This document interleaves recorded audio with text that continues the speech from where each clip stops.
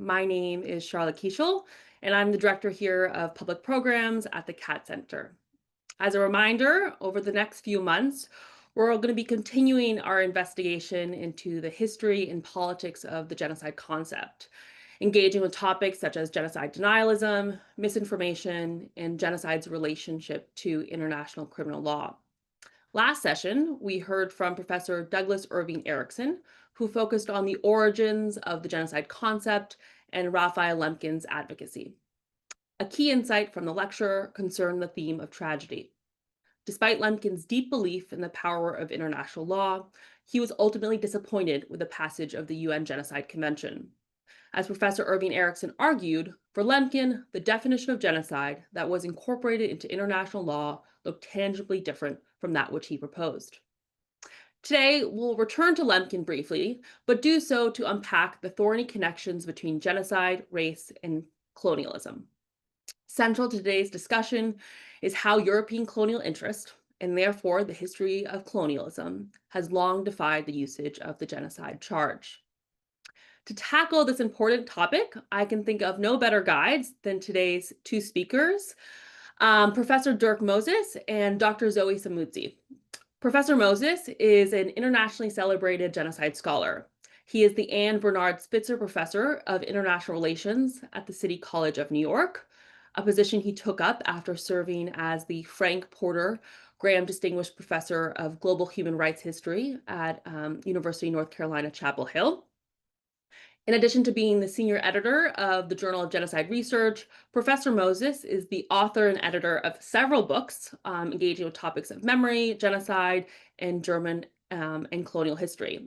His most recent book is entitled The Problems of Genocide, Permanent Security in the Language of Transgression, which was published by Cambridge University Press in 2021. Dr. Samudzi's research is similarly expansive and interdisciplinary. Currently, Dr. Samudzi is a Provost Fellow to Faculty Scholar in the Department of African American and Africana Studies at Ohio State University. In her research, she focuses on the Herero and Nama genocide, settler colonialism, as well as the memory and denial of genocide. Her work has appeared in Jewish Currents and the Journal of Genocide Research, among many other outlets. And with that, I'll turn things over to Professor Moses and Dr. Samudzi. I look forward to the conversation. Thanks very much, Charlotte. My topic today is this relationship between genocide and colonialism, which may, to some, appear to be incongruent. However, if we look at the world out there, we'll see that many actors today and in the past have related these phenomena. For example, here's an image of the Herero and Nama genocide victims or their descendants asking for reparations or demanding for reparations from the German government for the genocide conducted by German troops before the First World War. And here we have an activist in Berlin who's engaged in the changing of street names from colonial heroes, who from their perspective, of course, were genocidal actors, to names of the African victims. So this is done in the name of overcoming a genocidal past. In my own home country of Australia, the slogan is "No pride in genocide," as you can see on the right-hand corner, graffitied on a colonial monument. The other one is "Change the date." They mean change the date of Australia Day, which is our national day. I think you have like Independence Day here or something.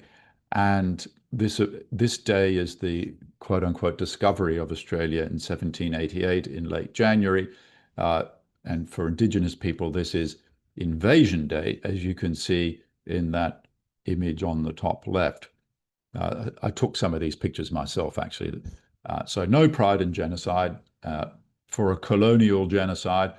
And this was a topic I worked on myself. As you can see, over 20 years ago, the first book I actually did is an edited book on genocide and settler society in Australia, and then a global history variant 4 years later. So this has become a standard theme in the historiography. It's not a marginal theme. It's become quite a central one, as you can see from these book titles about genocide in this country. Now, Lemkin himself, who we heard about last week, was very interested in this topic. After the war, the Second World War, and while he was advocating for the Genocide Convention to be ratified by the US and other countries, that was passed by the United Nations in late 1948, but then needed to be ratified by each country, he started working on a global history of genocide. And we're going to talk a little about that project now. And we're going to see how colonial cases were intrinsic to that project. So here's, and I'm going to read this out. I know it's a lot of text, but it's important we look at it because the devil's in the detail. Here is his explanation of this project from a document I found in the various archives in which his papers are dispersed. They're in Cincinnati at the Marcus Rader Center for Jewish History in Cincinnati, Ohio. They're at the Center for Jewish History in downtown New York, and they're at the New York Public Library. So here he says, as this research is not finished, it's difficult to give at this time the exact nature of the expected results. However, can already be stated in a general, non-exhaustive way that the book will prove that genocide followed humanity throughout history and that the last centuries have been particularly abundant in genocide cases. One of the basic reasons for genocide is a conflict of cultures as it appeared, for example, in the encounter between migrating nomadic societies and sedentary ones. He's talking very much about the ancient and early modern periods there. Also, this conflict was particularly violent when the ideas of the absolute appeared in the course of the encounter of various religions. And he's talking about the wars of religion, in particular, economic and political expectations which were attached to the annihilation of a group worked always as a generating force of genocide. Also, colonialism cannot be left without blame, he says. The basic difficulty consists in the fact that the standards of conduct between individuals disappear in relations between one group and another. A degree of civilization by itself cannot be taken for granted as a remedy against genocide. A certain help can be provided by international law, appealing both to the feelings of shame and to the tendency to conform even outwardly to established standards. And this is just a fragment. He goes on and on. I'm going to look at a couple of other fragments now just to share with you the extent of his commitment to the belief that in world history, colonial cases were central to the history of genocide. So here's the table of contents that I scanned from one of these draft introductions to his proposed World History of Genocide, which was never published, mind you, although some fragments of it now have been, among them edited by myself. So here you can see at the top, he's got genocide by the Germans against the native Africans. Then he's got Syrians in Iraq, Belgian Congo, Bulgaria under the Turks, genocide against the Greeks, Chios, which of course is the Ottomans against the Greeks in the early 1820s, Greeks under Franks, Greeks in exile from Turkish occupation, genocide against the Greeks, by the Greeks against the Turks. So he's talking here about the Turkish War of Independence, sorry, the Greek War of Independence in the 1820s. Genocide against the Gypsies, Herero, the case we mentioned before, Haiti, Hottentots, it's a term we don't use anymore, Zoé might be able to talk about it, Huguenots, Hungary under the Turks, genocide against the American Indians, Ireland, genocide by the Janissaries, genocide by the Japanese against the Catholics, genocide against Polish Jews, genocide against Russian Jews, genocide against Jews in Southwest Africa, genocide against Romanian Jews, Korea, Latin America, genocide against the Aztecs, Yucatan, genocide against the Incas, genocide against the Maoris of New Zealand, another settler colonial case, genocide against the Mennonites, the Nuremberg trials, Parsis, Serbs, Slavs, Smyrna, once again a Greek-Turkish case, South Africa, genocide against the Stedinger, this is sort of the German expansion into East Central Europe, Tasmanians, Armenians, number 40 is Southwest Africa, and number 41 is sort of scrawled in with his handwriting. It says, natives of Australia. Now, to my disappointment, that manuscript has never been found. Like each of these is a chapter, and I've been scanning these and photocopying these, and I've got a pile of documents that high, because each one of these has a like a 20-page dossier. For example, if you look at number 33 where it says, or 32 where it says Parsis, his handwriting says complete, right? So that exists, but unfortunately the Australian one was never written or hasn't been found. However, it was on his radar. So here we have his research assistant, because he hired research assistants who he often didn't pay, by the way. He himself was basically broke and worked as adjunct in various law schools. And here he has one of his research assistants telling him what he's found.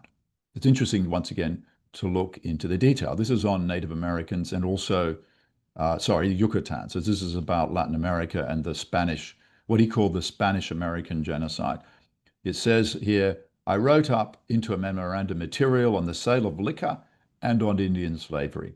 I obtained material about genocide against the Plains Indians and the California Indians, and I wrote it into a memorandum. And then under Plains Indians, I don't know if you can read it, it says, Sandy Creek Massacre, worst type of atrocities a la Europe.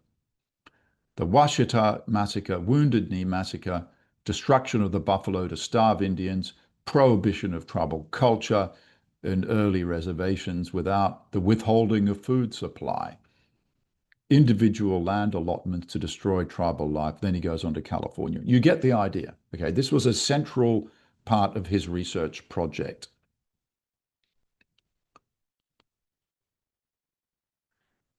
Here he has a memorandum as well on a short version, which he worked on while he was at Yale Law School. So this is a memorandum he's written. I've just cropped the first page. Once again, you can see his selection criteria or his table of contents. One, and here he's moving more chronologically, early Christians, Jews in the Middle Ages, Jews in Tsarist Russia, the Moriscos in Spain, the Indians in Latin America. So he's very much in the early modern period here. The Valdenses, the Armenians, the Huguenots, the Greeks in Turkey, the Turks under Greek occupation in 1922, because as the Greeks expanded in the early 20s, actually massacred quite a few Turkish people, the Indians in North America, etc. Okay, so I don't think there's any getting away from the proposition that colonial cases were intrinsic to Lemkin's global imaginary of genocide. Now, how did Lemkin come to this? So he actually was fascinated with Las Casas, who's on the bottom there, who wrote the short history, a short account of the destruction of the Indies. I'm sure many of you know who Las Casas was. He was a Spanish priest who denounced the excesses of the Spanish conquest of the Americas, starting, obviously in 1492, but really gaining acceleration in the 16th century, in the 1520s, 30s, and 40s and 50s. So he's writing in the middle of the 16th century. And it inaugurated, as I see, a Western tradition of criticizing imperial conquests and enslavement. And Lemkin is at the end point of that development over 500 years. Now, here are his words. The history of genocide provides examples of the awakening of humanitarian feeling, which gradually has been crystallized into formulae of international law. The awakening of the world conscience is traced to the times when the world economy took an affirmative stance, the world community took an affirmative stance to protect human groups from extinction. Bartolomé de las Casas, Victoria, and humanitarian interventions are all links in the one chain leading to the proclamation of genocide as an international crime by the United Nations, etc., etc., etc. And it's interesting how he ends this, right? In this evolution, history was also made by John Hay, the American Secretary of State, who in 1902 instructed the American Minister of Romania to protest against massacres in the following words. Now, he means massacres of Jewish people. This country, America, cannot be a silent party to an international wrong. The contributions of history were necessary to transform a precept of morality into a rule of international law, which is this new notion of genocide. This project, and Lemkin means his own project, book traces and analyzes the different stages of this evolution.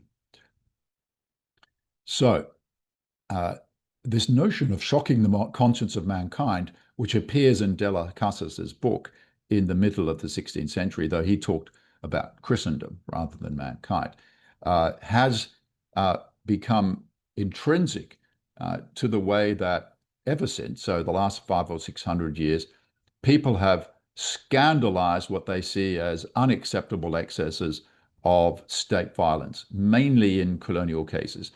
And the key words, of course, are shocking the conscience of mankind. Like, what do these mean? Okay. It's very much context dependent. And it's clear at the time that labor exploitation, so the enslavement of Indians in silver mines, which had massive mortality in Latin America, were part of this sense of shocking. A typical example, which Lemkin will have been really aware of, is the campaign against King Leopold's Congo, beginning in the 1890s. But here is an example from 1906 by E.D. Morel. And what interested me when I started looking at these colonial scandals and the way they were spoken about, so it's the rhetoric which interests me as much as anything, is that they used the language of uniqueness and unprecedentedness, very familiar to us when we speak about the Holocaust. And I could see that this language of an unto heard of scale of crime is actually a trope that is part of what I call the language of transgression. Here he wrote, "A crime so awful, a scandal of such magnitude, tragedy so immeasurable, the world has surely never seen this like in combination." So you'll get sentences like this again and again, regularly in colonial scandals from the time of de las Casas. Okay. And as we know, when these humanitarians were writing in the 19th and early 20th century, there was an emphatic belief in the civilizing mission, or what the French call a mission civilisatrice. And these humanitarians weren't necessarily against that. They just wanted, and Lemkin is typical here, they wanted the empire to be liberal rather than exterminatory. So they weren't against the expansion of Europe, but they were against its excesses.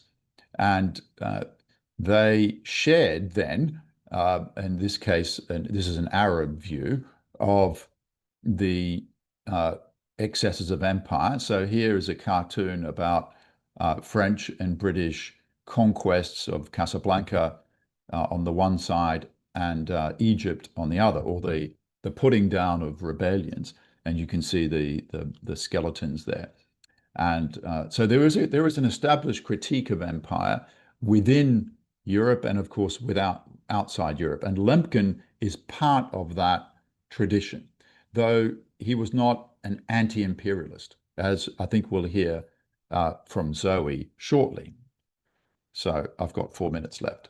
So Lemkin, when he wrote his book, An Access Rule in Occupied Europe, was looking back at this history of humanitarian critique of colonial excesses.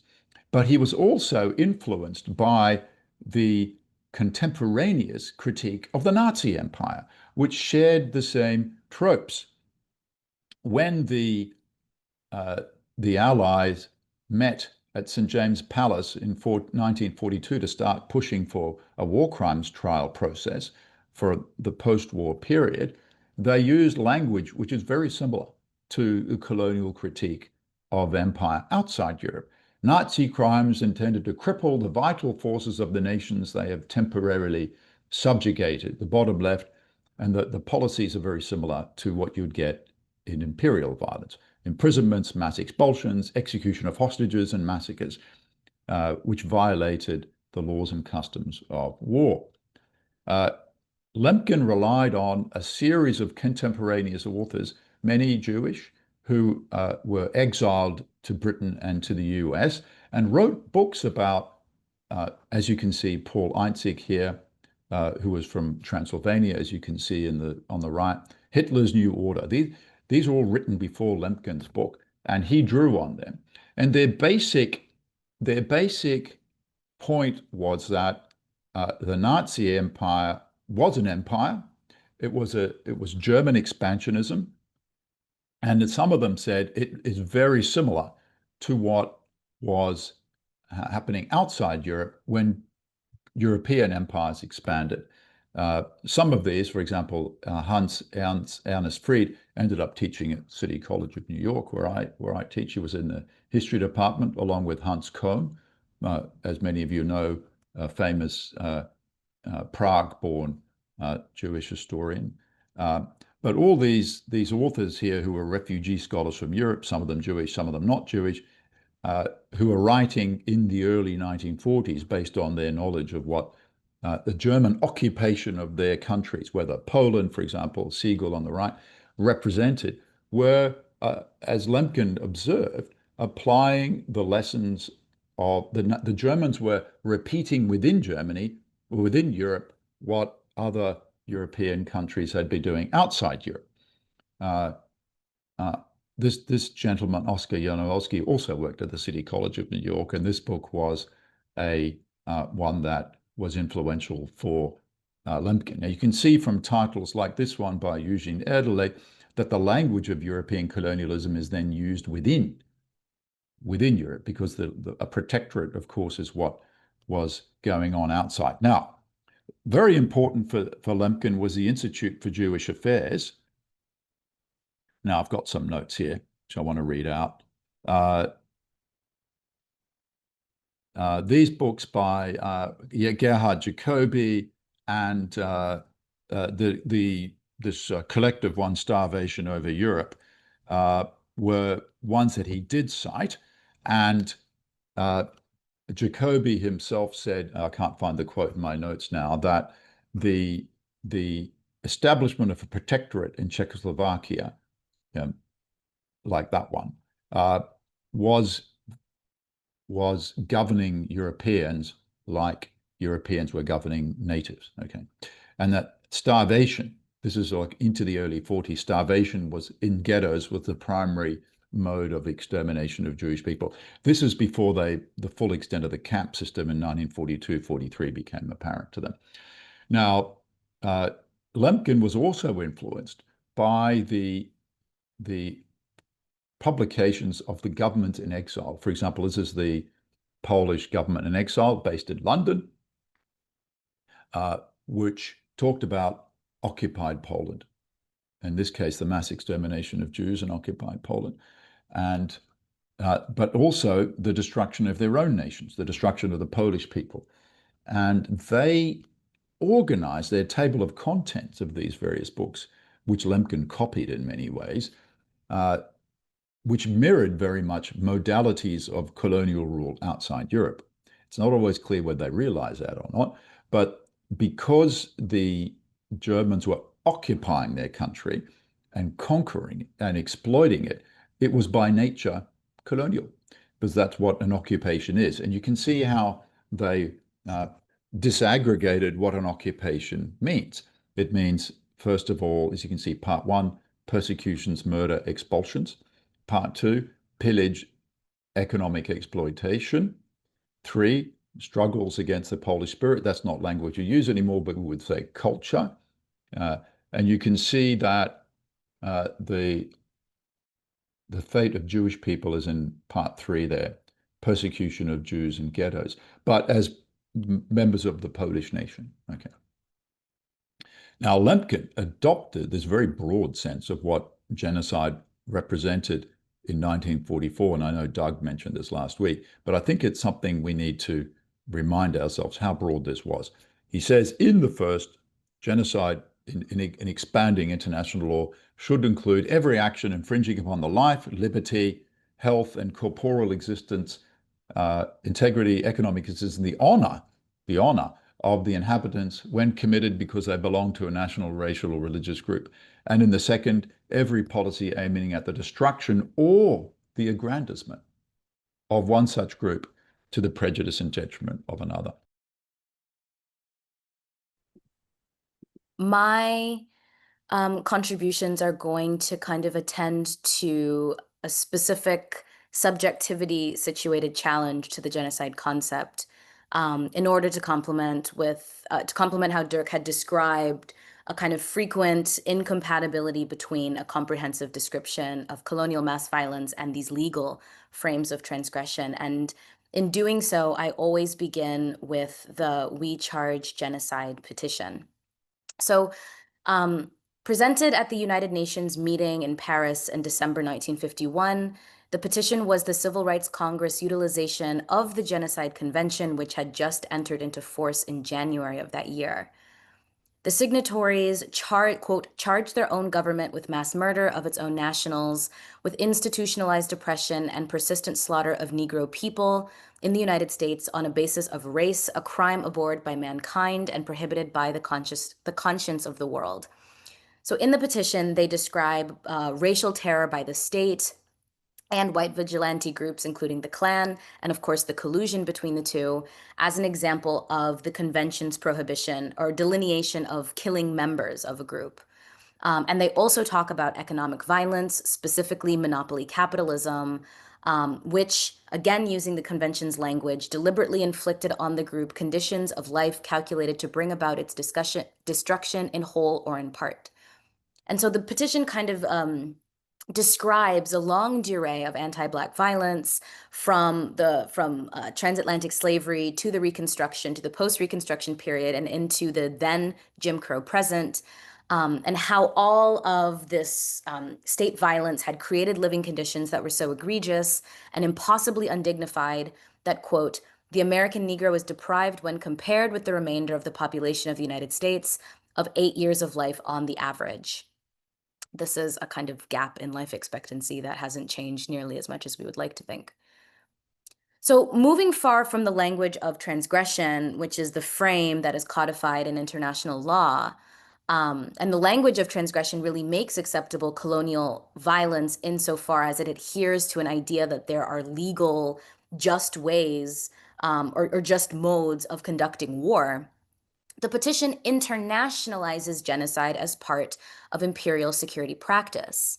It has these the petition delineates these disconcerting international implications that offer the possibility that the Genocide Convention could contest racial discrimination, or rather disconcerting to Euro-colonial powers, could contest racial discrimination, a kind of ordinary racial discrimination, and in relation to anti-communist persecutions internationally, a frame that is articulated by the petition's, quote, solemn warning that a nation which practices genocide against its own nationals may not long be deterred. It has the power from genocide elsewhere.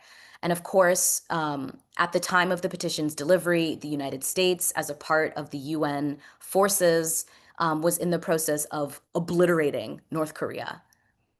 The Du Boisian, quote, problem of the color line then is politicized by the petition in such a way that it, quote, links the racial terror of the lynch mob directly to more organized campaigns of colonial warfare.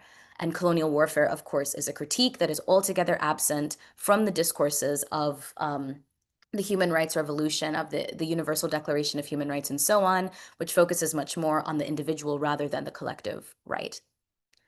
So there are two primary sets of dissension and rejection of the petition. The predictable first was a continuation of American political anxiety about having to sign the Genocide Convention in the very first place.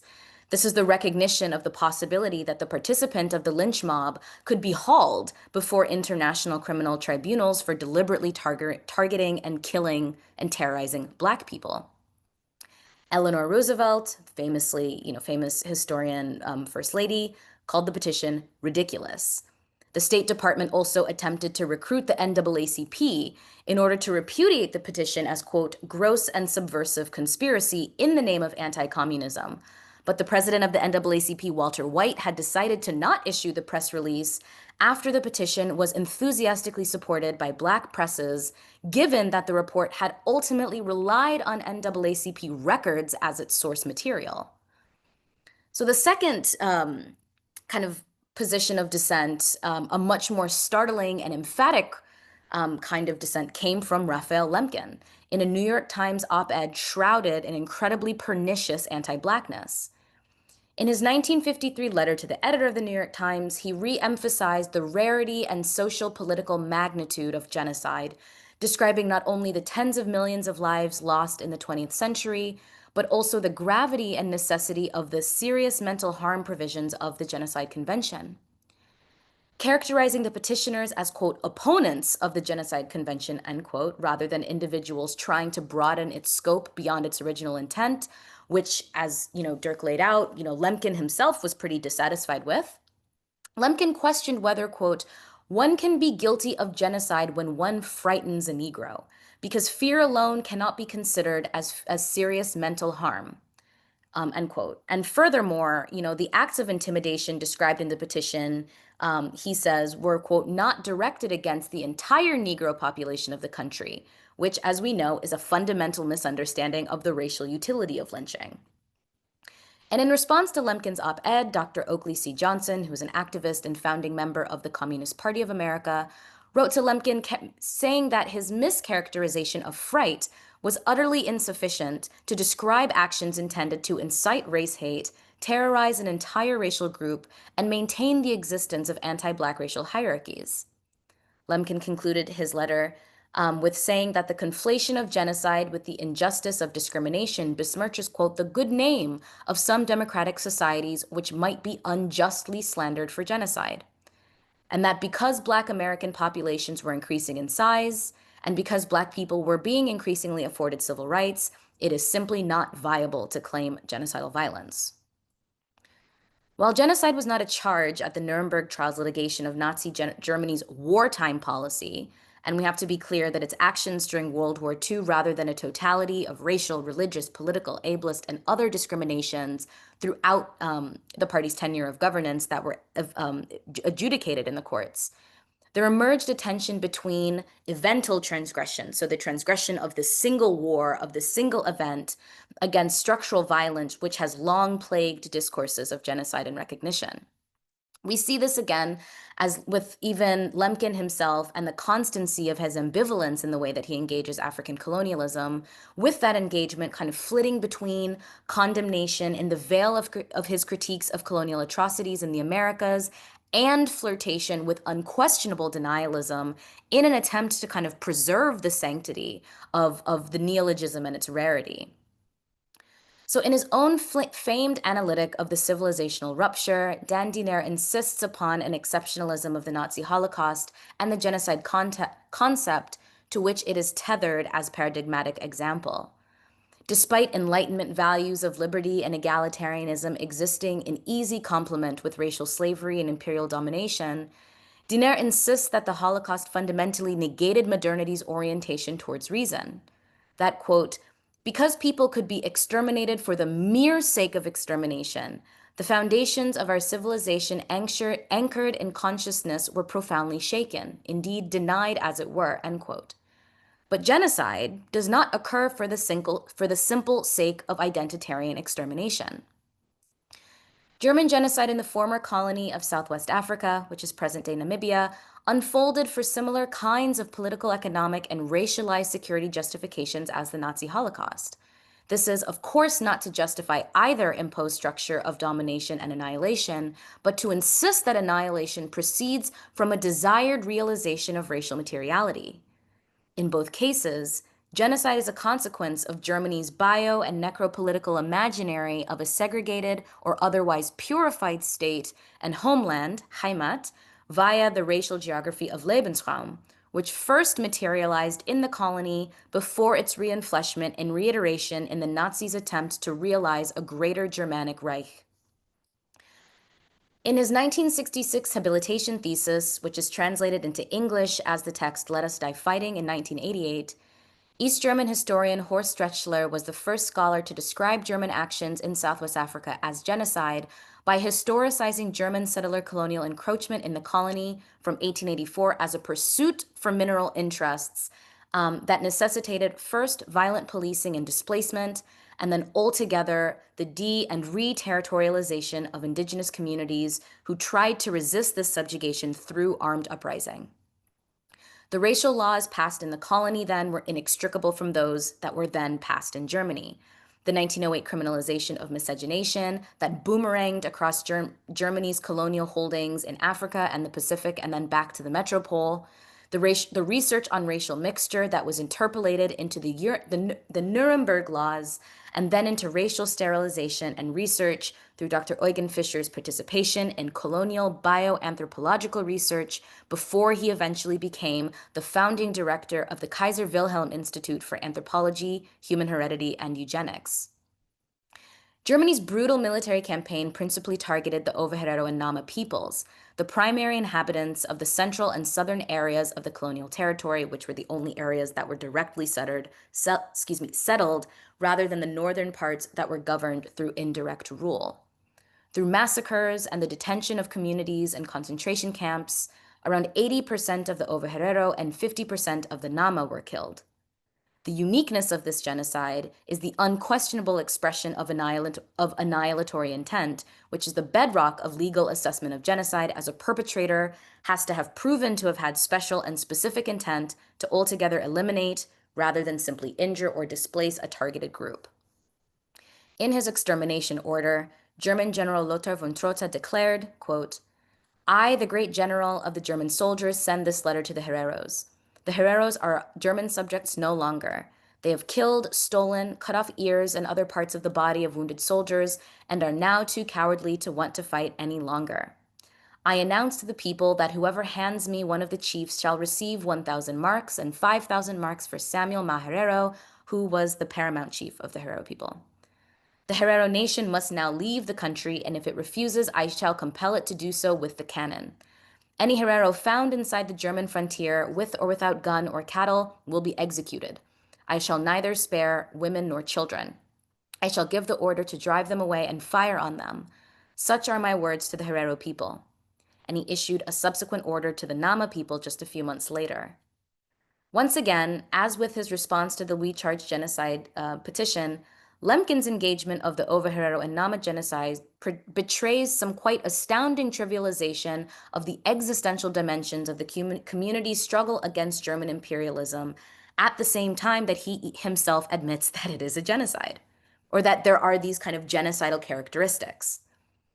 While colonialism is, of course, foundational to his theorizations of genocide, his writings on African colonization contain some pretty substantial contradictions.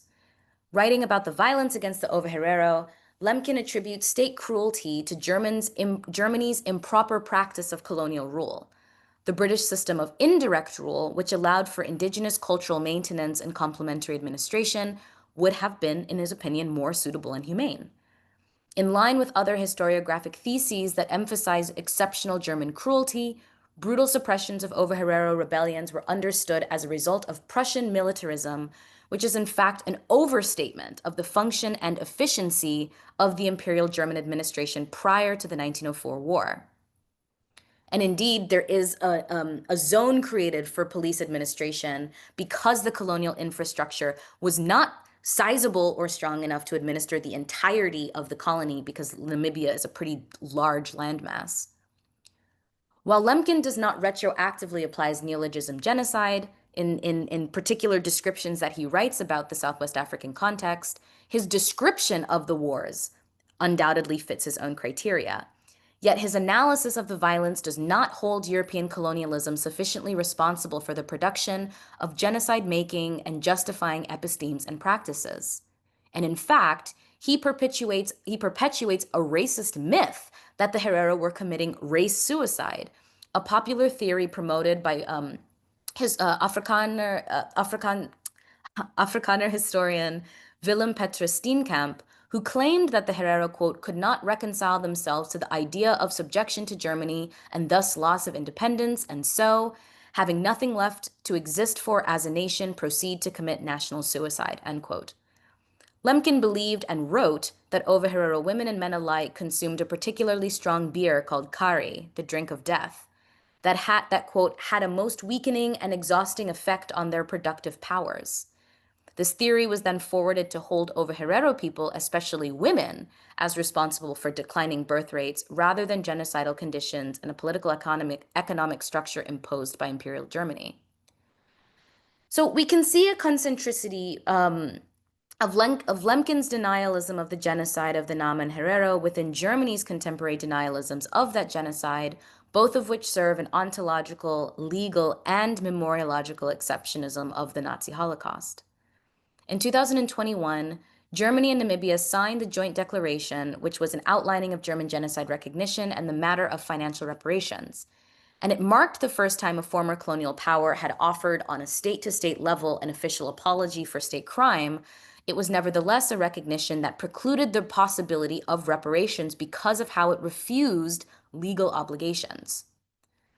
Rather than recognizing that the present Federal Republic of Germany is the successor state to the German Empire, Germany instead acknowledges that, quote, the abominable atrocities committed during the periods of colonial war culminated in events that, quote, that from today's perspective would be called a genocide, end quote. And the argument here is predicated on the fact that genocide was not made a crime until 1948, and so Germany cannot be retroactively bound to the convention. And this caveat is rationalized by the intertemporal principle of law, the notion that a legal question has to be assessed by the laws of a given time. But customary international law of the 19th and 20th centuries did forbid campaigns of annihilation. Germany was, for example, a signatory to the Hague Convention of 1899. And Article 23 of the Hague Convention forbade, among a number of characteristics of the Herero Wars, killing or wounding an unarmed or surrendering enemy, killing or wounding treacherously individuals belonging to hostile nations or armies, and destroying or seizing enemy property unless demanded by necessities of war. This reliance on intertemporality lays bare the enduring transtemporality of imperial notions of Black non-subjecthood and the existence of Blackness beyond the conceptual bounds of just war.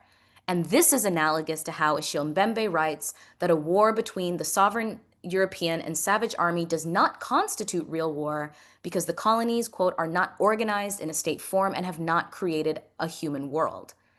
The denialism at play then fundamentally coheres around discursive attempts to put forth a particular kind of legitimate claim to victimhood ultimately rooted in anti-Blackness, where the Black subject cannot be legible as a juridically whole subject and cannot be assimilated into a rights-based humanity without a recognition undermining the legitimacy of the still ongoing hierarchized racial order. At the same time that Germany's post-war identity has centered upon moral and political absolution for the Nazi Holocaust and has produced a national structure of memorialogical exceptionalism, despite the Nazi genocide and Armenian genocide, for which the German government has formally acknowledged its role also taking place before the passage of the Genocide Convention. I say all of this to question, then, what it actually means to recognize a genocide. What do we get when we couple Germany's in-court denial of responsibility for atrocities that, per historical consensus, constitute genocide at the same time that they offer this qualified recognition of genocide that is tantamount to denialism? The definition of genocide effectively codifies who can and who cannot be killed, and it is thus imperative to understand that the application of international law is constrained by the ideology of the global political system that creates it. Central to European subjecthood is the idea of property rights and individualism, a racialized regime of ownership, that renders some as citizens and others as property, subhuman, and so on. Per Walter Di Mignolo, the concepts of man and human went hand in hand with the emergence of the concept of rights, which are all again imagined in service of a colonial world, and so are inextricably linked to the state and to these particular kinds of nationhood. Human rights law, per Mignolo, aspires to name, define, call into being, and redeem the human through the transformation of what should be some innate or inalienable condition to a legally informed social and political status, which is what Samira Esmer has named juridical humanity. And this legal codification of humanity establishes, through human rights conventions, an institutionalization of racial hierarchy, a narrative privileging of white life and death, as Dylan Rodriguez writes, as the instance through which other people's encounters with Western modernity's logics of racial terror are to be understood. So discussions of Black or African genocide in relation to colonial violence become paradoxical, simply because the African anthropos, the African human-like subject who exist, not live, in the zone of non-being, cannot suffer human rights abuses when they are in fact not regarded as humans, and non-humans cannot suffer human rights abuses.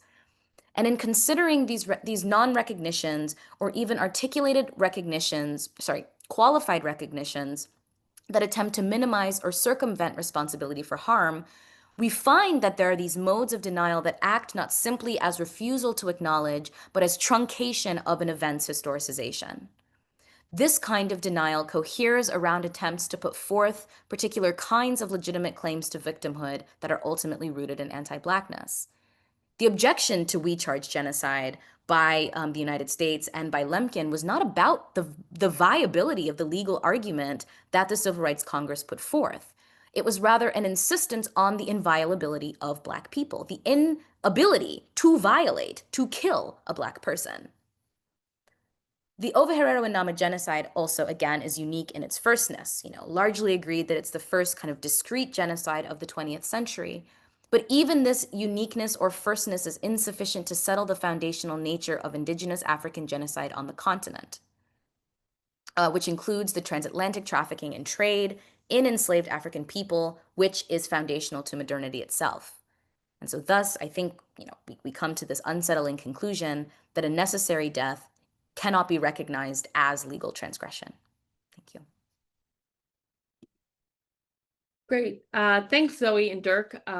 Lots to chew on there. Thank you for 2 illuminating presentations. I invite everyone to potentially, or if you will, be so kind to place your questions in the chat function, and I can sort through them and ask Dirk and Zoe for their feedback and insights.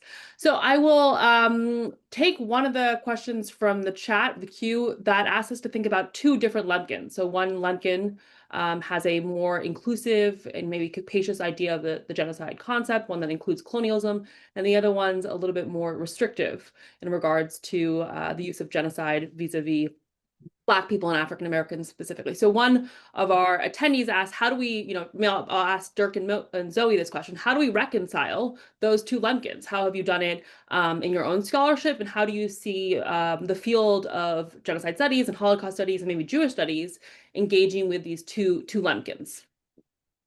So that's a very good question. I'm glad we can have a chance to answer it. So Lemkin was not just a theorist, a jurist who's proposing ideas for theoretical pondering. He's trying to influence the way international law is developing. So all these people I mentioned he was drawing from were all making bids for concepts to augment and develop international law so they could prosecute Germans and their allies after the war, because there was a debate about war crimes trials in 1942, 43, and 44, but we didn't know what they were going to look like. The fact that they ended up looking like the Nuremberg trials was unclear to people at the time, and genocide was an idea, and it did not make it into the Nuremberg trials as a central indictment. So for Lemkin, the Nuremberg trials were a great disappointment. Now, partially because of the limitations of the Nuremberg trials, the General Assembly, a month or so after they finished, decided to have a genocide convention, or to call for one. Then the next 2 years, there were debates about its definition, and then it was passed in late 1948. And Lemkin was an activist lobbying behind the scenes. And I've been looking at that correspondence again, which I drew on extensively for this book you mentioned, Charlotte, and you know it as well, and so does Zoe, is that he understood that his broad definition of genocide, which included aggrandizement and persecution, all the things that would have been captured by the We Charge Genocide petition by African Americans in 1951, that the great powers, let alone small powers, would never allow that to become law because it could affect them. They wanted the Genocide Convention to be as narrow as possible so that it could never be applied to them, in effect. So I think our listeners need to understand the Genocide Convention is not part of an upward trajectory of the humanitarianization of international affairs. It was defined as narrowly as possible so that states could kill as many people as possible and get away with it, at least as not being genocide. Okay. Now, the Soviets were keen to get rid of political groups.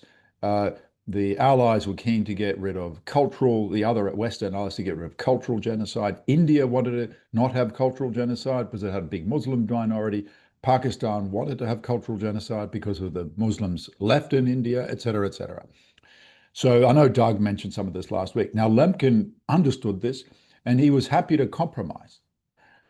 And in the period that we're talking about for the We Charge Genocide petition, so the early 50s, which is, height of lynching and so forth in the US and incredible police violence, Lemkin was trying to get US senators to, especially in the South, to sign on to ratify the convention. So he had to convince them that the convention could never be applied to the US. And so that's why he writes this letter. That's one reason he writes the letter to the New York Times saying this petition is out of line, and genocide is in fact a very rare and exceptional thing. Where in fact in this book he's writing at the same time, he's saying how common it is. Like, it's totally inconsistent. But I'll let Zoe complete the idea here. He also basically was a typical white European of his time. And he did think Africans, Black people, were at a lower level of civilization, not fully human. They could be victims of colonial violence. But as Zoe points out, they were complicit in it by their own bad habits of, excessive drinking or what have you.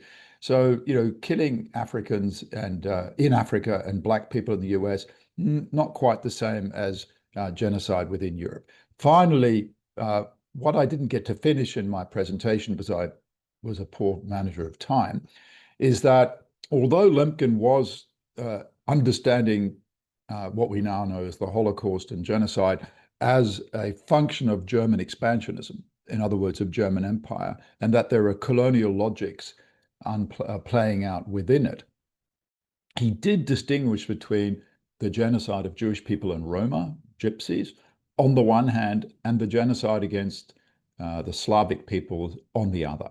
He said that the latter, against Slavic peoples, driven by matters of colonization, like wanting material benefits, like resources, exploiting labor, all those things, right? And that the violence came from repressing resistance, right? But on the other hand, in relation to Jewish people and Roma, gypsies, these were driven, as he saw it, and he was reflecting the common view among Jewish emigres in the Institute for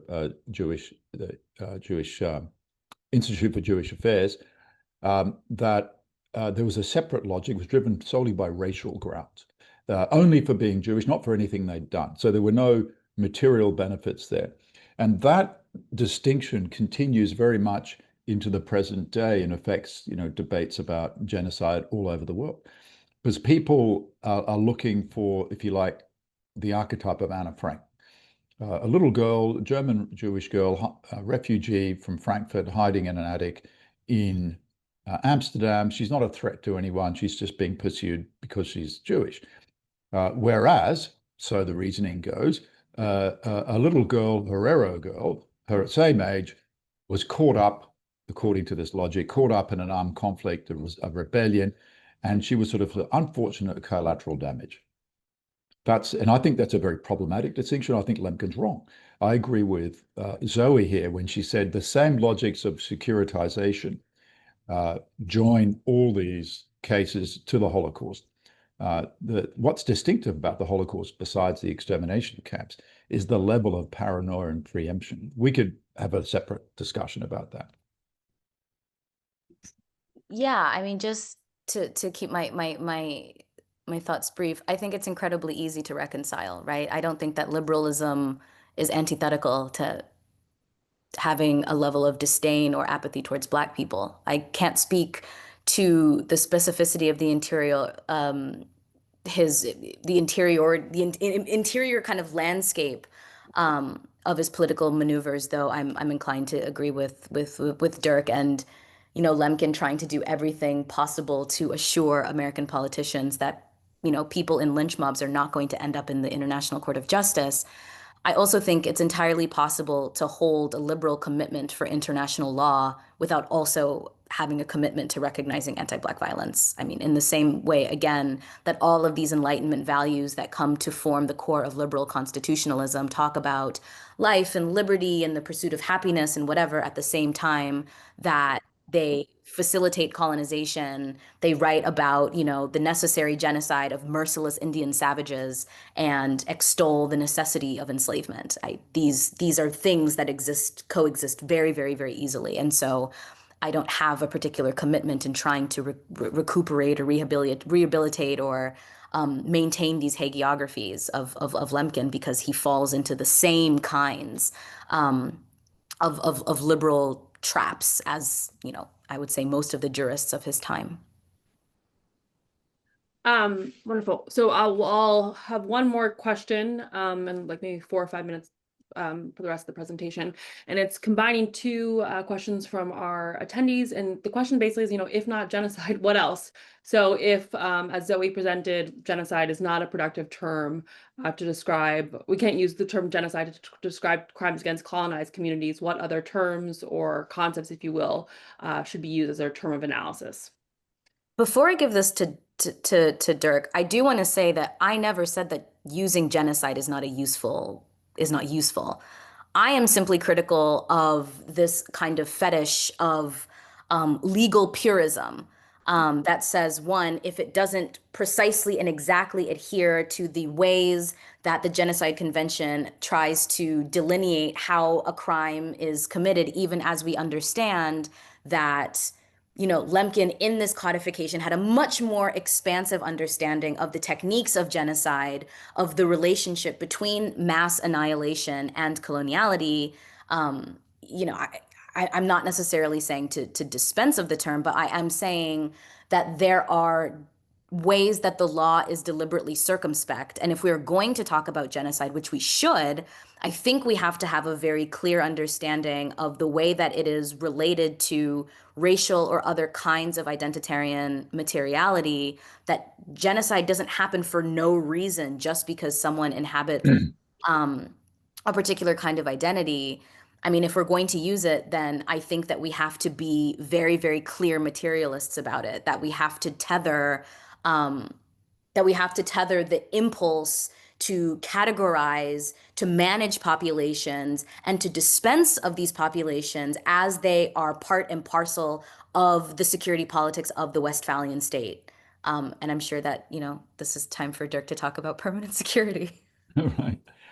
I've been answering some of the people in the chat, so individually, because regrettably we may not get to everyone, and these are really terrific questions. But I don't know if everyone can see the typed answers. Charlotte is saying no.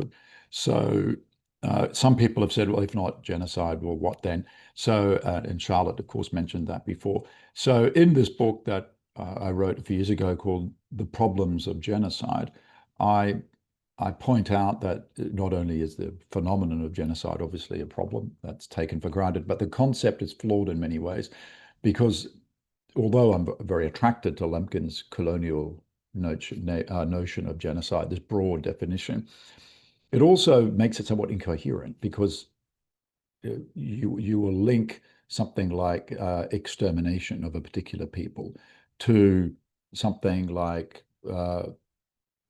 the suppression of culture, and that can feed into a nationalist kind of paranoia. I'll give you an example, which I think is very regressive. For example, the Russian pretext for invading Ukraine in 2014, and again full scale in 2022, was to protect the ethnic Russian minority in eastern Ukraine. And they said their language is being suppressed. They're being forced to learn Ukrainian at the expense of Russian. And that's a genocide. And so we have to engage in a humanitarian intervention in the same way as NATO forces did to protect Kosovo Albanians in 1999. Putin is obsessed with that case, by the way, of Western, as he sees, hypocrisy. So he was sort of repeating it cynically against Ukraine. But the pretext there is that the genocide is taking place because culture is being suppressed. And in the Polish advocacy or alarm raising in those books I pointed out in my PowerPoint from the early 40s, like Black Book of German occupation, they say that the assimilation of Poles within the German general government, so German-occupied Poland, so the taking away their passports and the racial assimilation of what we'll call racially valuable Poles who were seen to be really Germans when they were, measuring people's skulls and so forth. That was seen, according to Polish advocacy, as worse than massacre because it was destroying the Polish spirit. And I think, really, I'm very skeptical about notions of a national spirit. All kinds of things can be justified to, violations of human rights to protect some putative national spirit. So the dilemma with the genocide concept is that although it's useful to protect groups when they're attacked as groups, it can also be used, for example, by people who say there's a white genocide going on in this country, the great replacement theory. And those people have attacked me and they really believe that there is a white genocide going on. And I say, well, what's your evidence? They go, oh, immigration patterns. And I go, yeah, well, yes, the demography of this country has changed, but it's not a concerted policy. It's just sort of a process. But they don't see it that way. And so the genocide concept allows people who have somewhat fertile imaginations, if you like, and there are a lot of them in this country, as they are in Australia, to engage in fantasies of destruction and justify violence in the name of preventing that. Great. Thanks, Zoe. I apologize to those in the chat we weren't able to answer their questions. You can always email me if you have some follow-up questions. Or read our books. Yeah. Yeah. Or read everyone's scholarship. Zoe and Dirk's bios are on our website, so you can find out all their publications there. And I look forward to thank everyone for joining us, and we will see some of you, I hope, on our next lecture, which is on Tuesday, December 2nd.